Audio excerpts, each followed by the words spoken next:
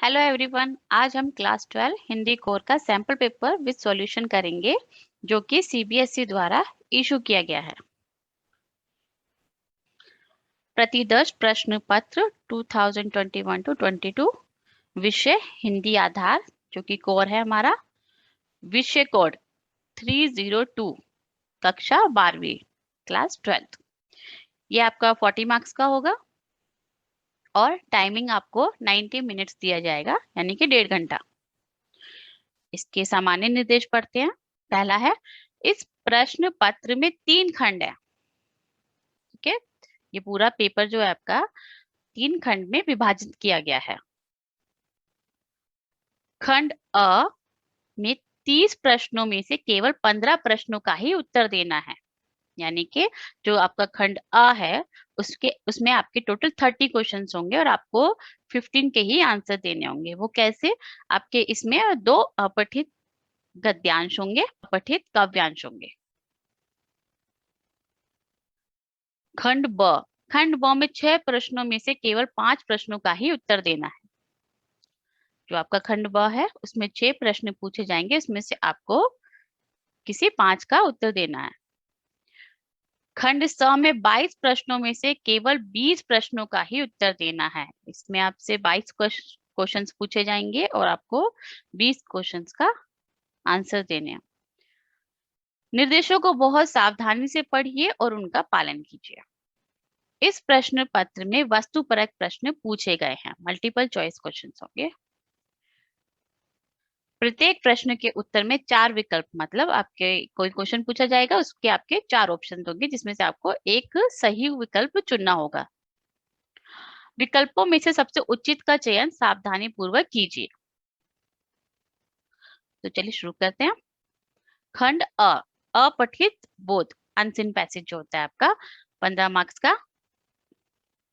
इसमें से पहला आपका अनसीन पैसेज है जिसमें आपके 2 होंगे, आपको किसी एक का उत्तर देना होगा।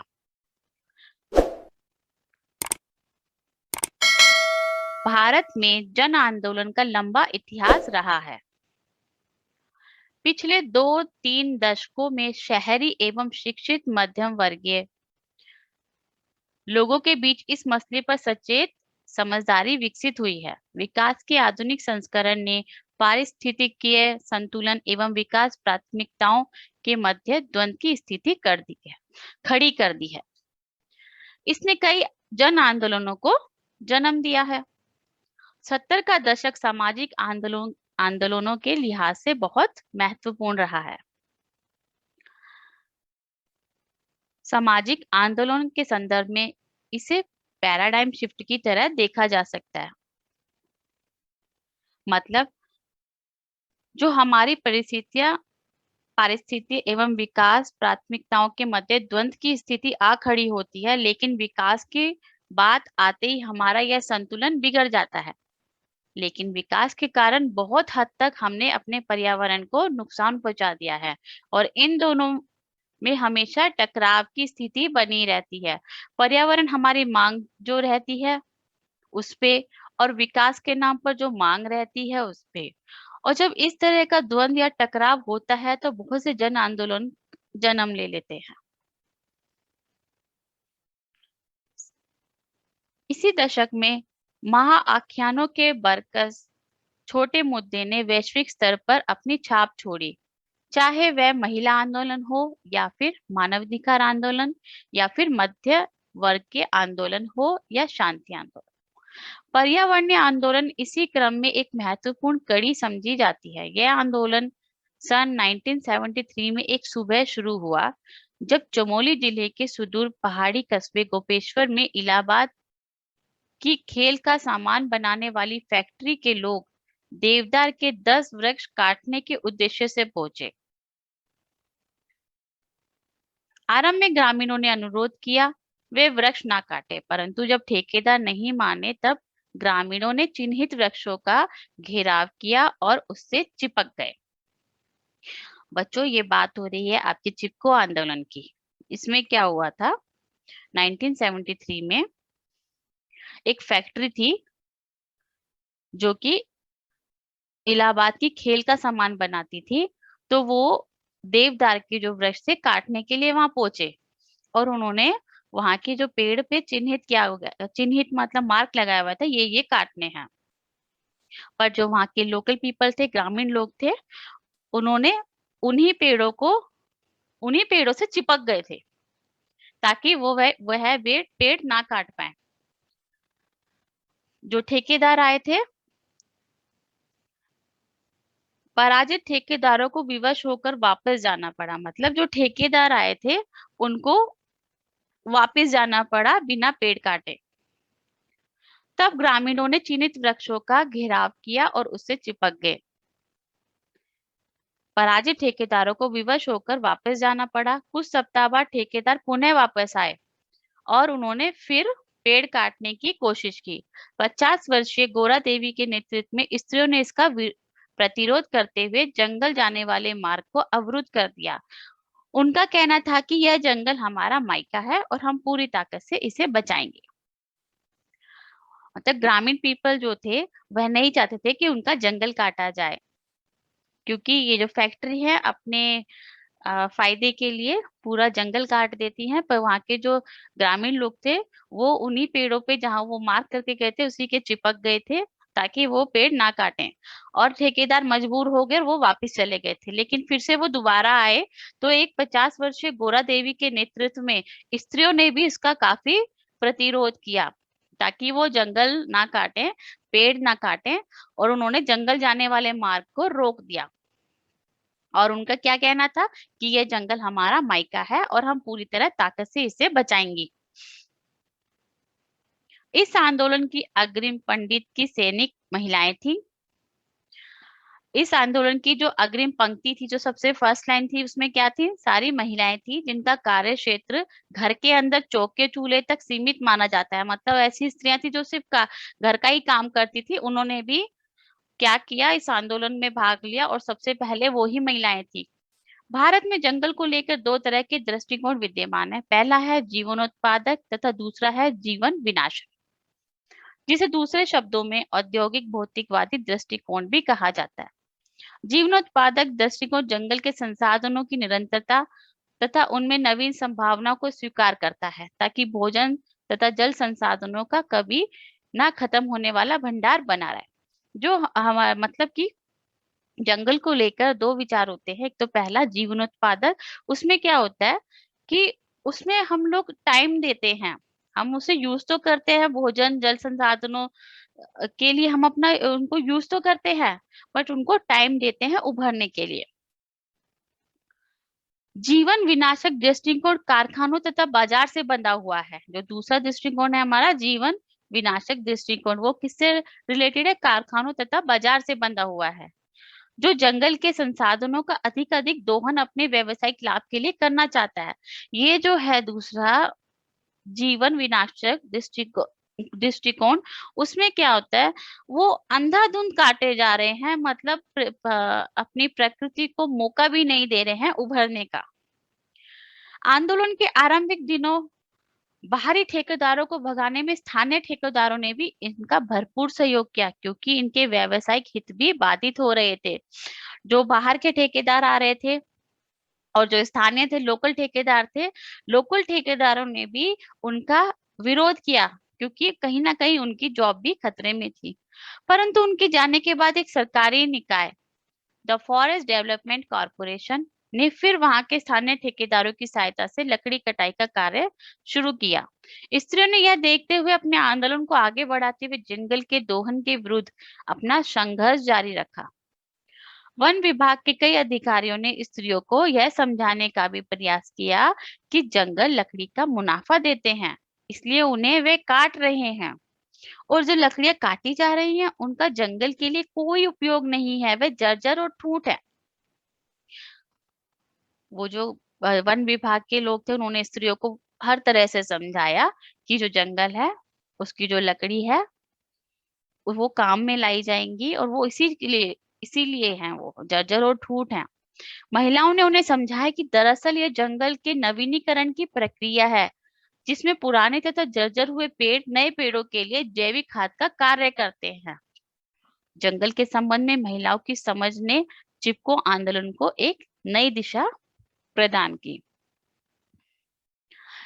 बच्चों, ये चिपको आंदोलन की बात हो रही थी, जो कि चमोली में चलाया गया था वन की सुरक्षा के लिए। चलो, इससे रिलेटेड 10 क्वेश्चंस दिए गए हैं, वो करते हैं। क्वेश्चन नंबर 1, जन आंदोलन के प्रति शहरी मध्यम वर्ग के नजरिए के बारे में लेखक का क्या अभिमत है? आपके ऑप्शंस हैं। यह वर्ग जन आंदोलन के प्रति उदासीन होता है, यह वर्ग जन आंदोलन का विरोध करता है, इस वर्ग ने जन आंदोलन को लेकर जागरूकता बढ़ी है, जन आंदोलन शहरी मध्यम वर्ग से असंबंधित होते हैं। तो इसका उत्तर है, इस वर्ग में जन आंदोलन को लेकर जागरूकता बढ़ी है। सब क्वेश्चन नंबर 2, 70 के दशक के सामाजिक आंदोलनों की क्या विशेषता है? जो 70 के दशक में आंदोलन हुए, उनकी क्या क्वालिटीज है, विशेषताएं हैं? आपके ऑप्शंस हैं। अंतरराष्ट्रीय सामाजिक चेतना के लिए आंदोलन, दुनिया का इन आंदोलनों की ओर ध्यानाकर्षण, सामाजिक आंदोलनों में व्यापक आर्थिक भ्रष्टा, या सामाजिक आंदोलनों का हिंसक रूप। ये जो 70 के दशक में आंदोलन हुए, इसने क्या किया? दुनिया का ध्यान अपनी ओर आकर्षित किया। तो इसका आंसर है 2, दुनिया का इन आंदोलनों की ओर ध्यान आकर्षण। क्वेश्चन नंबर 3, पर्यावरण संबंधी जन आंदोलन के जन्म के क्या कारण है? ऑप्शंस है। पारिस्थितिकीय संतुलन और विकास की प्राथमिकता में द्वंद, शिक्षित व कार्यकुशल युवाओं को रोजगार के पर्याप्त अवसरों की कमी, मृदा का अपरदन तथा कृषि के लिए भूमि का कम होना, या पर्वतीय क्षेत्रों में वनों की कटाई से भूस्खलन के कारण बढ़ती जान माल की हानि। इसका सही उत्तर है पारिस्थितिक संतुलन और विकास की प्राथमिकता में द्वंद। सब क्वेश्चन नंबर 4, जंगल हमारा मायका है से गौरा देवी का क्या आशय था? आपके ऑप्शंस हैं। गौरा देवी का पैतृक गांव जंगल में होने से उन्हें जंगल से अटूट प्यार था, जंगल से मिलने वाले संसाधनों पर गौरा देवी का गांव निर्भर था, जंगल में देवी अरण्यानी का वास था तथा गौरा देवी उनकी भक्ति, जंगल हमें माँ की तरह जीवन आवश्यक स्रोत जैसे ऑक्सीजन देते हैं। इसका सही उत्तर है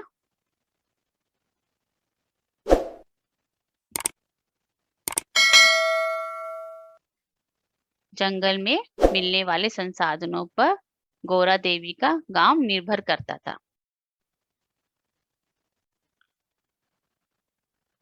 सब क्वेश्चन नंबर 5, चिपको आंदोलन किस तरह का जन आंदोलन था? महिलाओं द्वारा रास्ता रोककर शहरों द्वारा गांव की लकड़ी ना ले जाने के लिए आंदोलन, पर्यावरण संरक्षण के लिए स्थानीय आंदोलन, महिलाओं द्वारा रोजगार के लिए आंदोलन, या महिला अधिकारों के संरक्षण का आंदोलन। इसका सही उत्तर है 4th, चिपको आंदोलन महिला अधिकारों के संरक्षण का आंदोलन था। क्वेश्चन नंबर 6, जंगल के वृक्षों को संसाधन समझकर उनकी अंधाधुंध कटाई किस तरह के दृष्टिकोण का प्रमाण है? ऑप्शन है। जीवनोत्पादक दृष्टिकोण, औद्योगिक भौतिकवादी दृष्टिकोण, औद्योगिक विकास का भौतिक शास्त्रीय दृष्टिकोण, या पर्यावरण संसाधन संरक्षण जीवनोत्पादक दृष्टिकोण। तो इसका सही उत्तर है औद्योगिक भौतिकवादी दृष्टिकोण। क्वेश्चन नंबर 7, चिपको आंदोलन के दौरान आंदोलनकारी महिलाओं ने जर्जर और ठूंठ लकड़ियों के क्या लाभ बताए? आपके ऑप्शन है। इनकी जंगल के भूमि कटाव को रोकने में अहम भूमिका है, इनके कारण जैविक पारिस्थितिक संतुलन कायम रहता है, ये पौधों की अगली पीढ़ी के लिए भूमि की उर्वरता बढ़ाती हैं, या ये जंगल के छोटे जीवों को आवास प्रदान कर उन्हें सुरक्षा देती हैं। इसका सही उत्तर है ये पौधों की अगली पीढ़ी के लिए भूमि की उर्वरता बढ़ाती हैं। क्वेश्चन नंबर 8, चिपको आंदोलन के दौरान स्थानीय ठेकेदारों का क्या उद्देश्य था? जो वहां के लोकल ठेकेदार थे, आपके ऑप्शन हैं, बाहरी ठेकेदारों को बाहर खदेड़ना था, वनों के संरक्षण को बढ़ावा देना था, ग्रामीण महिला को कामकाज के दूसरे अवसर प्रदान करना था, या आंदोलन को अव्यवस्थित करना था। सही उत्तर है बाहरी ठेकेदारों को बाहर खदेड़ना था। क्वेश्चन नंबर 9, गंभीर मुद्दों पर महिलाओं की भूमिका को यह गद्यांश किस प्रकार रेखांकित करता है? आपके ऑप्शंस हैं, घर और बाहर दोनों में महिलाओं की स्थिति एक समान है, ग्रामीण महिला यदि निश्चय कर ले तो जीत उनकी ही होती है, घर तथा खेती कार्य के कारण महिलाएं विकास कार्य में भाग नहीं ले पाती हैं, या समझ शिक्षा के परे परिवेश और संस्कृति में भी निहित होती हैं। तो इसका सही उत्तर है समझ शिक्षा के परे परिवेश और संस्कृति में भी निहित होती हैं। क्वेश्चन नंबर 10, लेखक का जीवनोत्पादक दृष्टिकोण से क्या आशय है? आपके ऑप्शंस हैं, प्राकृतिक संसाधनों की उपलब्धि और मांग में सामंजस्य, यह प्राकृतिक संसाधनों के दोहन का रेखांकन, आवश्यकता से अधिक उत्पादन कर उसे खपाने के लिए बाजार बनाना, या यह दृष्टिकोण व्यावसायिक उन्नति की ओर उन्मुख है। तो सही उत्तर है प्राकृतिक संसाधनों की उपलब्धि और मांग में सामंजस्य। यह आपका क्वेश्चन नंबर 1 का फर्स्ट अनसीन पैसेज था। अब वो आपका ऑप्शन है, ऑप्शन दिया है दूसरा अनसीन पैसेज, अथवा या तो आपको वो करना है या ये वाला करना है, किसी भी एक अनसीन पैसेज के उत्तर देने हैं। तो चलिए दूसरा अनसीन पैसेज शुरू करते हैं। विकास का सवाल आज विमर्श के केंद्र में है। आधुनिकता के प्रतिफल के रूप में प्रकट हुई विकास की अवधारणा के बारे में लोगों का विश्वास था कि विकास की यह अद्भुत घटना आधुनिक मनुष्य को अभाव, समाज और प्रकृति की दास्ता एवं जीवन को विकृत करने वाली शक्तियों से मुक्ति दिला देगी। लेकिन आधुनिक विकास के जो स्वप्न देखे थे उसके अपेक्षित परिणाम सामने नहीं आए, जैसा कि सोचा था वैसा नहीं हुआ। इसके फलस्वरूप लोगों का मन वैकल्पिक उपायों के बारे में सोचने लगा। इस क्रम में हमें बरबस कुमारप्पा के विचार याद आते हैं, जिन्होंने इस बात को मजबूती के साथ रखा है कि विकास की जो गांधीवादी अवधारणा है वही सार्थक एवं टिकाऊ है। जेसी कुमारप्पा का आर्थिक दर्शन व्यापक और मौलिक है। कुमारप्पा का आर्थिक चिंतन गांधीवादी अहिंसा पद्धति पर आधारित होने के कारण व्यक्ति की स्वतंत्रता, सृजनशीलता तथा दैनिक काम से उसके स्वस्थ संबंध को महत्वपूर्ण मानता है। कुमारप्पा के अनुसार किसी के दैनिक कामों में ही उसके सभी आदर्श, सिद्धांत और धर्म प्रकट हो जाते हैं। यदि उचित रीति पर काम किया जाए तो वही काम मनुष्य के व्यक्तित्व के विकास का रूप बन जाता है। कुमारप्पा बढ़ते हुए श्रम विभाजन के संदर्भ में वह लिखते हैं, चीजों के बनाने की पद्धति में केंद्रीयकरण के अंतर्गत जो श्रम विभाजन होता है, जो कि स्टैंडर्ड मॉल तैयार करने के लिए आवश्यक है, उसमें व्यक्तिगत कारीगरी दिखाने का कोई अवसर नहीं मिलता। केंद्रित उद्योग में काम करने वाला उस बड़ी मशीन का एक पुर्जा भर बनकर रह जाता है। उसकी स्वतंत्रता, उसका व्यक्तित्व समाप्त हो जाता है।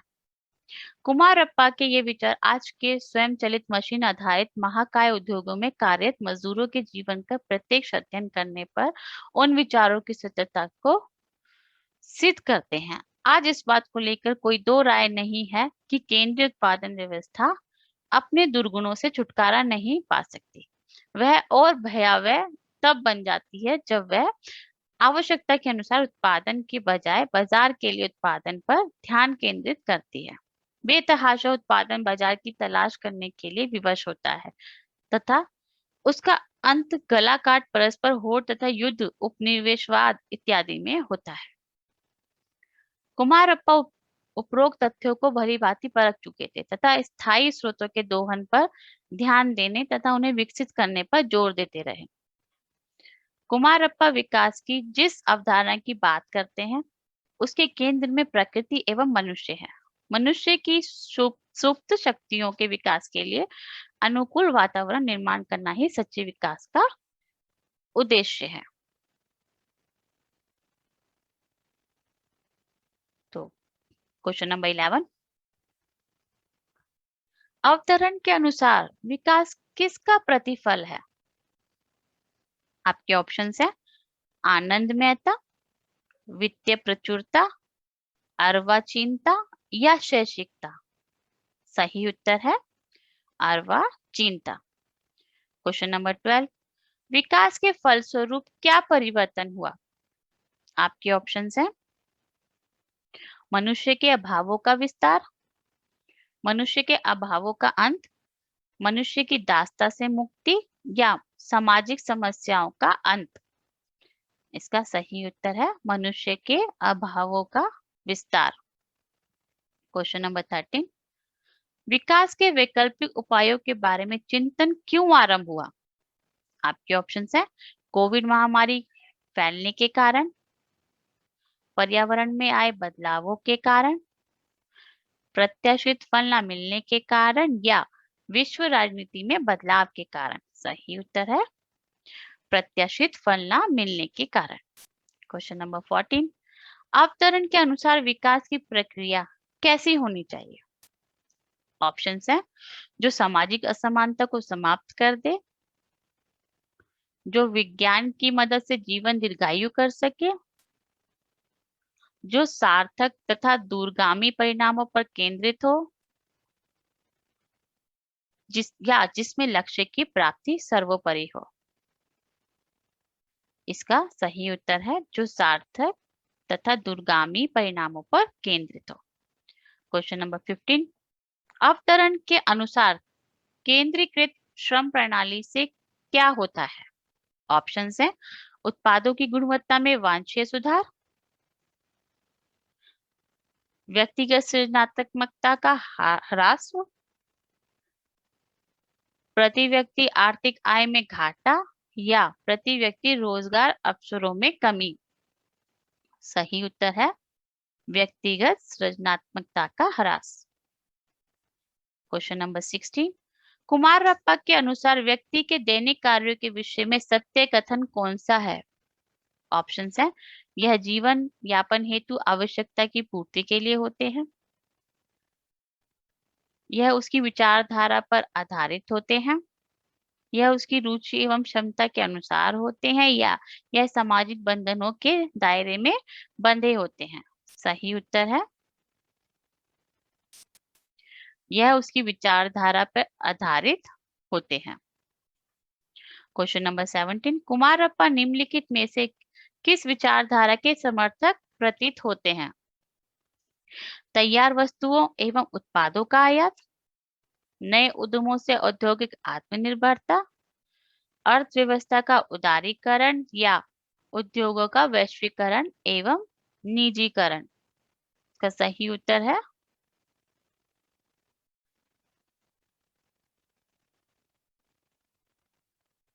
नए उद्यमों से औद्योगिक आत्मनिर्भरता।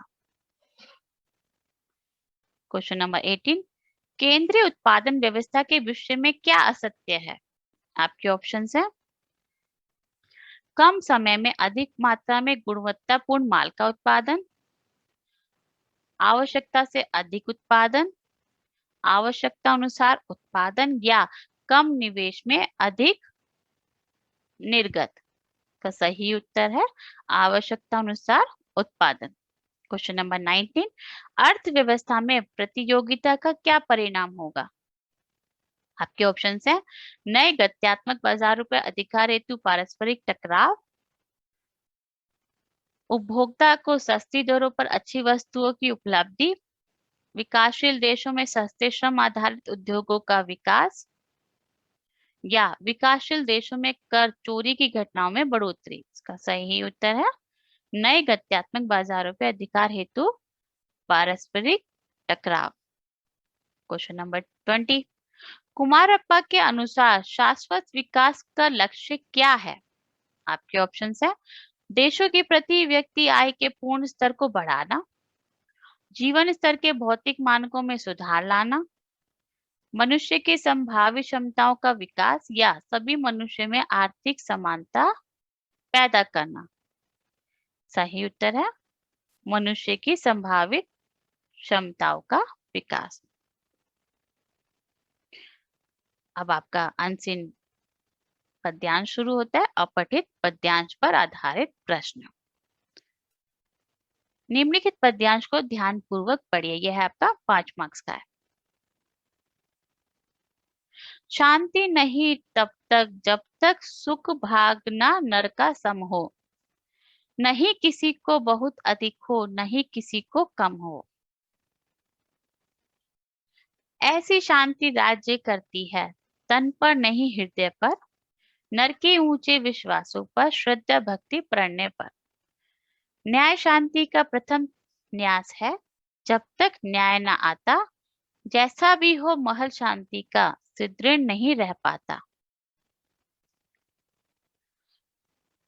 कृत्रिम शांति शशंक आप अपने से ही डरती है, खड़ग छोड़ विश्वास किसी का कभी नहीं करती है। और जिन्हें इस शांति व्यवस्था में सुख भोग सुलभ है, उनके लिए शांति ही जीवन सार सिद्धि दुर्लभ है। आपका ये पद्यांश है। इसके ऊपर 5 प्रश्न दिए गए हैं। तो क्वेश्चन नंबर 21, सामाजिक जीवन में अशांति का क्या कारण है? आपके ऑप्शन है आनंद का अभाव, समता का अभाव, वास्तविकता का अभाव या प्रीति का अभाव। सही उत्तर है समता का अभाव। क्वेश्चन नंबर 22, कृत्रिम शांति से क्या हानि संभव है? आपके ऑप्शन है न्याय मिलता है, शांति नहीं, विद्वेष विस्तार पाता है, वास्तविक संबंधों के स्थान पर कृत्रिम भावों का प्रसार या प्राकृतिक के बजाय कृत्रिम साधनों की बहुलता। इसका सही उत्तर है समता व न्याय का समाज में इसका सही उत्तर है विद्वेष विस्तार पाता है।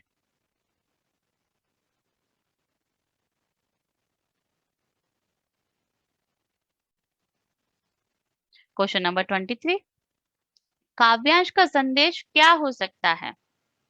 आपके ऑप्शन है समता व न्याय का समाज में पोषण करना चाहिए, कृत्रिम शांति और समान अवसर प्रदान करना चाहिए, योग्यता के आधार पर ही जीवन संसाधनों का बंटवारा होना चाहिए या कृत्रिम विज्ञान की सहायता से प्राकृतिक शांति स्थापित करनी चाहिए। इसका सही उत्तर है समता व न्याय का समाज में पोषण करना चाहिए। क्वेश्चन नंबर 24, कवि किस प्रकार की शांति को महत्वपूर्ण मानता है? आपके ऑप्शंस हैं न्याय और आर्थिक समानता पर आधारित, कृत्रिम शांति और आर्थिक समानता पर आधारित, कृत्रिम शांति से वैश्विक संघर्षों के समाधान पर आधारित या श्रद्धा भक्ति प्रणय व त्याग आधारित। तो इसका सही उत्तर है न्याय और आर्थिक समानता पर आधारित। क्वेश्चन नंबर 25, देश समाज में शांति स्थापना का प्रथम न्याय को क्यों बताया गया है? आपके ऑप्शन है केवल न्याय और व्यवस्था द्वारा ही समाज में शांति संभव है, समानता का व्यवहार न्याय के पश्चात होता है, कृत्रिम न्याय भी न्याय को सुदृढ़ करता है या न्यायालय अन्याय के खिलाफ याचिका का प्रथम सोपान है। इसका सही उत्तर है समानता का व्यवहार न्याय के पश्चात होता है। आपका दूसरा अपठित गद्यांश, आपको 2 ऑप्शन दिए जाएंगे, इसमें आपका ये दूसरा है। निम्नलिखित पद्यांश को ध्यान पूर्वक पढ़िए। प्रभु ने तुमको कर दान किए, सब वांछित वस्तु विधान किए, तुम प्राप्त करो उनको ना अहो, फिर है किसका वह दोष कहो। समझो ना अलभ्य किसी धन को, नर हो ना निराश करो मन को। किस गौरव के तुम योग्य नहीं, कब कौन तुम्हें सुख भोग्य नहीं। जन हो तुम भी जगदीश्वर के, सब है जिसके अपने घर के।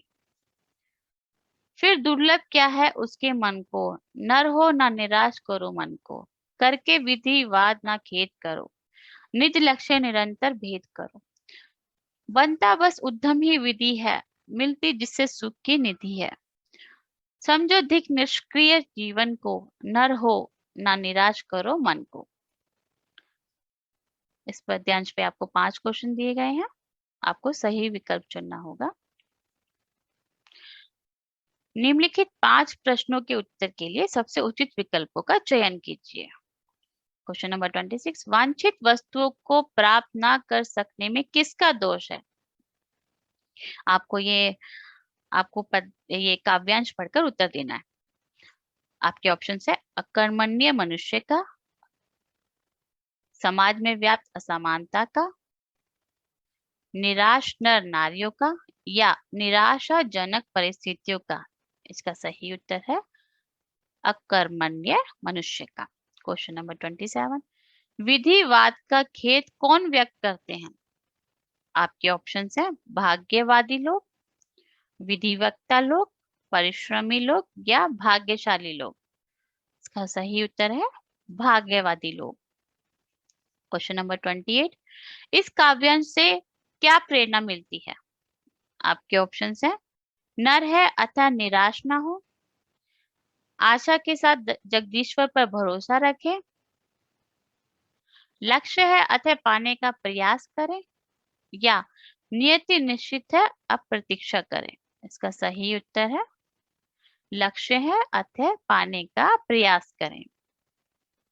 क्वेश्चन नंबर 29, इस काव्यांश से कवि के कौन से विचारों का परिचय मिलता है?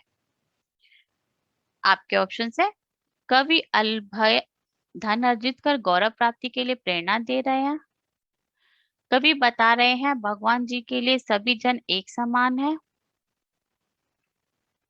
कवि कर्म नियमाधिक कारस्ते का मार्ग अपना कर्म करने को कह रहे हैं, या कवि कह रहे हैं निराशा त्याग नियति स्वीकार करनी चाहिए। सही उत्तर है कवि कर्म वन्यधिकारस्ते का मार्ग अपना कर्म करने को कह रहे हैं। क्वेश्चन नंबर 30, कवि आस्तिक है, इसका पता कौन सी पंक्ति से चलता है? आपके ऑप्शन है समझो ना अलभ्य किसी धन को, नर हो ना निराश करो मन को, करके विधिवाद ना खेद करो, निज लक्ष्य निरंतर भेद करो, जन हो तुम भी जगदीश्वर के, सब है जिसके अपने घर के, या बनता बस उद्यम ही विधि है, मिलती जिससे सुख की निधि है। सही उत्तर है जन हो तुम भी जगदीश्वर के, सब है जिनके अपने घर के। अब आपका शुरू होता है खंड ब, जो कि आपकी अभिव्यक्ति और माध्यम के पाठों पर आधारित प्रश्न है। क्वेश्चन नंबर 31, दृश्यों का किस माध्यम में अधिक महत्व होता है? आपके ऑप्शन है समाचार पत्र, रेडियो, टेलीविजन, या इंटरनेट।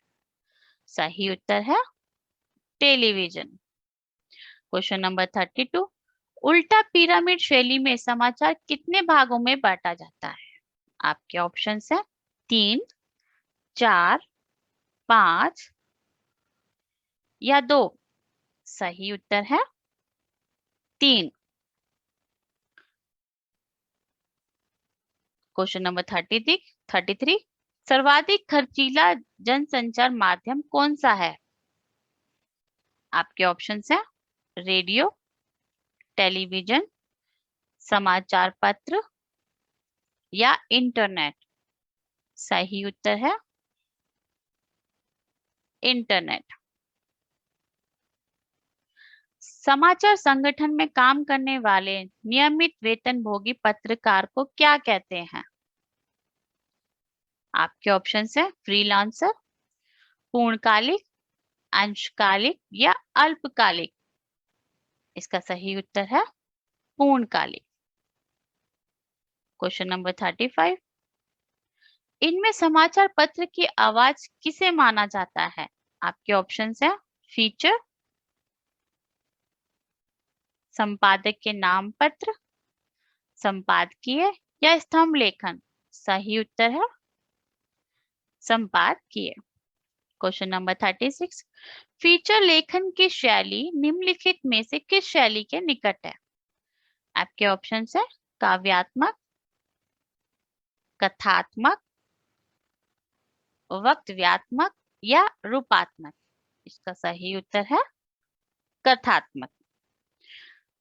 अब आपका आखिरी खंड है खंड स। खंड स पाठ्य पुस्तक पे अनुपूरक पुस्तक पर आधारित है, जिसमें आपका पठित काव्यांश है। पहले चलिए करते हैं। निम्नलिखित पद्यांश को ध्यानपूर्वक पढ़िए।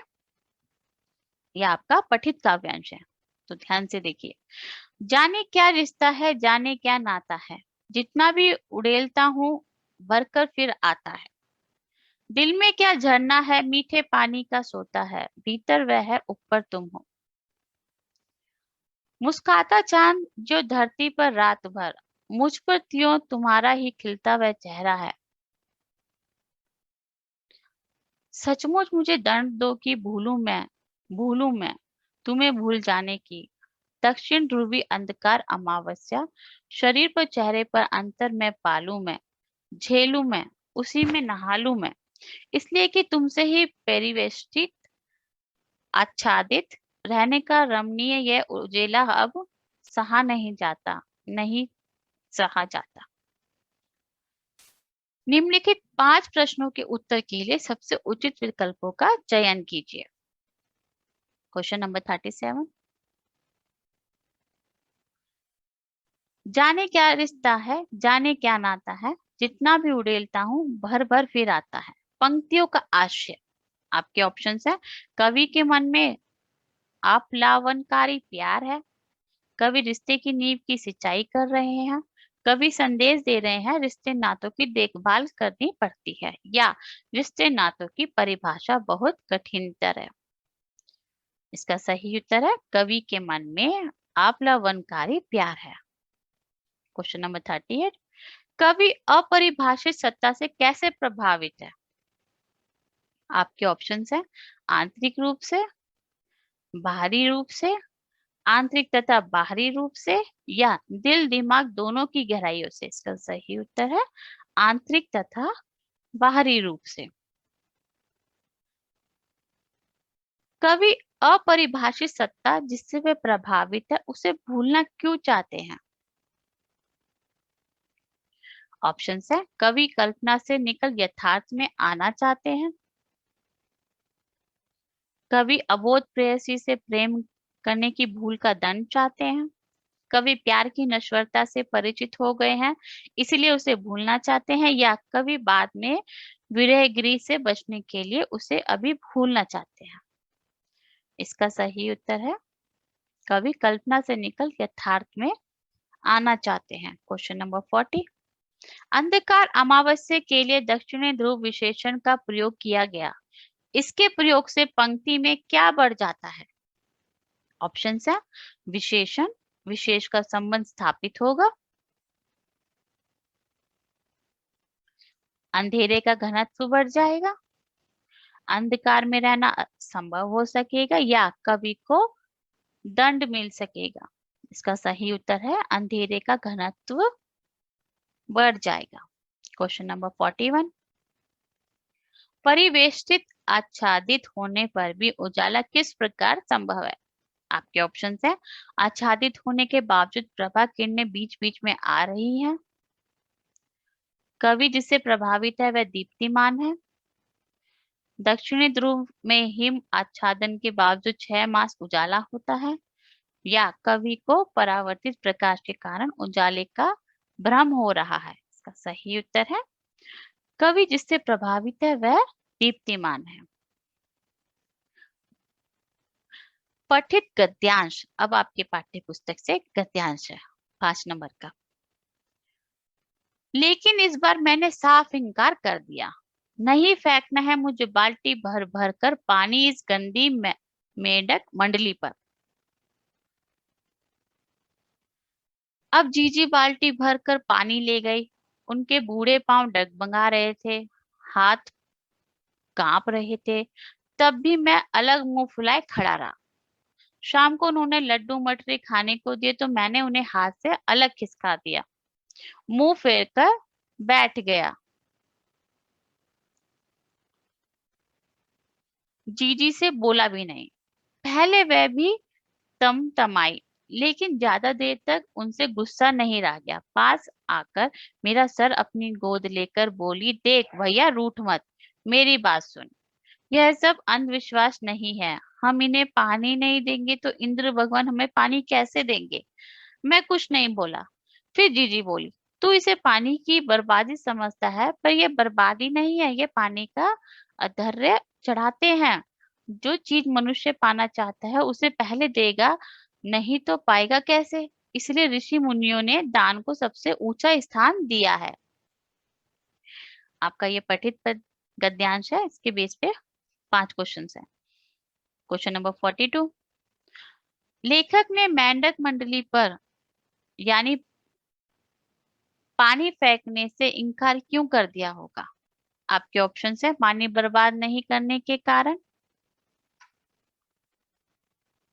मेंढक मंडली को गंदे लोगों की श्रेणी में रखने के कारण,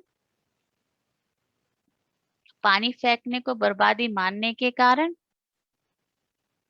या लोक मान्यताओं में विश्वास नहीं होने के कारण। इसका सही उत्तर है लोक मान्यताओं में विश्वास नहीं होने के कारण। क्वेश्चन नंबर 43, अपने डगमगाते पांव पर भी जीजी बाल्टी भरकर पानी क्यों फेंक रही थी? आपके ऑप्शंस हैं, क्योंकि लेखक पानी फेंकने से इनकार कर दिया था, पानी फेंकना आवश्यक मानने के कारण, लोक मानने में विश्वास रखने के कारण, या अंधविश्वास में विश्वास के कारण। इसका सही उत्तर है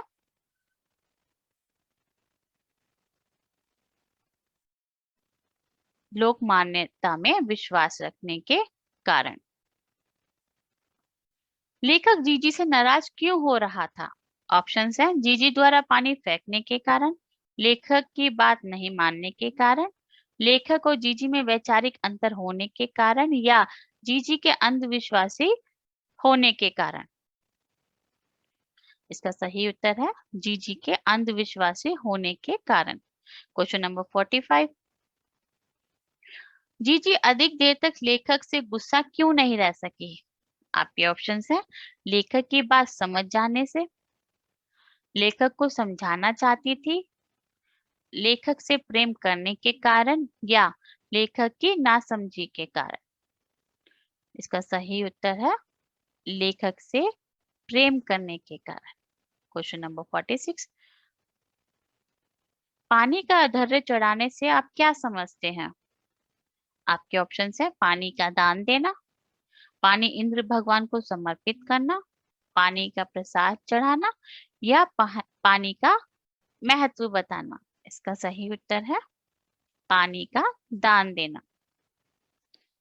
पाठ्य पुस्तक के पठित पाठों पर आधारित प्रश्न। क्वेश्चन नंबर, निम्नलिखित में से किन्हीं 5 प्रश्नों के उत्तर के लिए सबसे उचित विकल्पों का चयन कीजिए। क्वेश्चन नंबर 47, बाजार को शैतान का जाल क्यों कहा गया है? आपके ऑप्शंस हैं, सब कुछ खरीदने के लालच के कारण, मनुष्य की सोच पर कब्जा कर लेने के कारण, बाजार की गिरफ्त में आने के कारण, या अतृप्त रहने के कारण। इसका सही उत्तर है मनुष्य की सोच पर कब्जा कर लेने के कारण। क्वेश्चन नंबर 48, किन परिस्थितियों में हमारा मन शिथिल हो जाता है? एक गीत कविता के आधार पर लिखिए।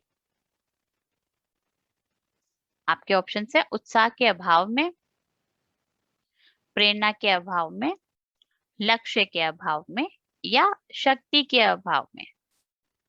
सही उत्तर है प्रेरणा के अभाव में। क्वेश्चन नंबर 49, कैमरे में बंद अपाहिज कविता के माध्यम से कवि ने दृश्य संचार माध्यम के किस स्वरूप को सामने रखा है? ऑप्शन है, संवेदनशील, मानवीय, असंवेदनशील या अमानवीय? सही उत्तर है असंवेदनशील। क्वेश्चन नंबर 50, कविता की उड़ान चिड़िया क्यों नहीं जान सकती? ऑप्शन है सीमित संभावनाओं के कारण, सीमित शक्ति के कारण, कल्पना शक्ति के अभाव के कारण या अपनी सीमित सीमाओं के कारण? सही उत्तर है अपनी सीमित सीमाओं के कारण। भक्तिन पाठ के आधार पर पंचायतों की क्या तस्वीर उभरती है? ऑप्शन है पंचायतें गूंगी, लाचार और अयोग्य है, वे सही न्याय नहीं कर पाती, वे दूध का दूध और पानी का पानी करती हैं, या वे अपने स्वार्थों को पूरा करती हैं? सही उत्तर है पंचायतें गूंगी, लाचार और अयोग्य है। क्वेश्चन नंबर 52, कैमरे में बंद अपाहिज कविता के आधार पर कार्यक्रम बनाने वाले उसकी सफलता का आधार किसे मानते हैं? आपके ऑप्शन है दर्शकों के सामने अधिक से अधिक सही तथ्यों का उचित विश्लेषण करने से, अधिक से अधिक दर्शकों को अपना कार्यक्रम दिखाकर उसकी टीवी टीआरपी बढ़ाने से, दर्शकों की भावना को किसी भी हाल में उत्तेजित करने से, या ऐसे तथ्य को उजागर करने से जो जनता के छिपाए गए हैं या जिनसे वो अनजान है? सही उत्तर है दर्शकों की भावनाओं को किसी भी हाल में उत्तेजित करने से।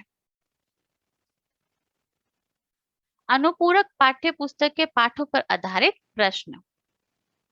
निम्नलिखित में से किन्हीं 5 प्रश्नों के उत्तर के लिए सबसे उचित विकल्पों का चयन कीजिए। क्वेश्चन नंबर 53, कहानी सिल्वर वेडिंग में किशन दा की मृत्यु के संदर्भ में जो हुआ होगा से कहानीकार का क्या तात्पर्य रहा है? क्वेश्चन नंबर आपके ऑप्शन है लेखक मृत्यु से बहुत दुखी है, लेखक को मृत्यु का कारण पता है,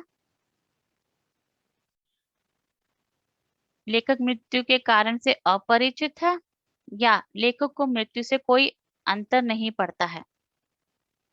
सही उत्तर लेखक मृत्यु के कारण से अपरिचित है। क्वेश्चन नंबर 54, किशन दा के रिटायर होने पर यशोधर बाबू उनकी सहायता नहीं कर पाए थे क्योंकि? आपके ऑप्शन है यशोधर बाबू की पत्नी किशन दा से नाराज थी, यशोधर बाबू के घर में किशन दा के लिए स्थान का अभाव था, यशोधर बाबू अपने परिवार को नाराज नहीं करना चाहते थे, या यशोधर बाबू के प्रस्ताव को किशनदा ने अस्वीकार कर दिया था?